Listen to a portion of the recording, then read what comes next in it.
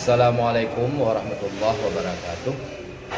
Saya penasehat FPI Kota Langsa menghimbau kepada seluruh simpatisan FPI Kota Langsa dan dimanapun Anda berada saat ini dan seluruh laskar FPI dan kepada seluruh masyarakat yang ada di Kota Langsa menyikapi tentang fenomena yang sedang terjadi hari ini.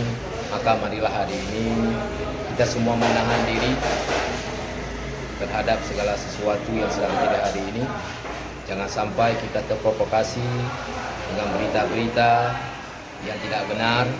Marilah kita berikan kepada kesempatan kepada hukum yang ada di negara ini untuk menampakkan yang mana yang berhak, yang benar dan mana yang batil. Apakah itu hukum yang dilakukan oleh aparat pemerintah, kepolisian ataupun dari independen. Marilah kita beri kesempatan, kita lihat bagaimana perkembangan ke depan. Mohon untuk kita menahan diri, jangan sampai, sekali lagi, jangan sampai terprovokasi oleh pihak-pihak ketiga yang mengambil manfaat dan atas kejadian yang terjadi pada hari ini. Mudah-mudahan kita semua bisa menjaga diri agar tetap menjaga keamanan, ketertiban dan Indonesia yang kondusif. Amin ya rabbal alamin. Assalamualaikum warahmatullahi wabarakatuh.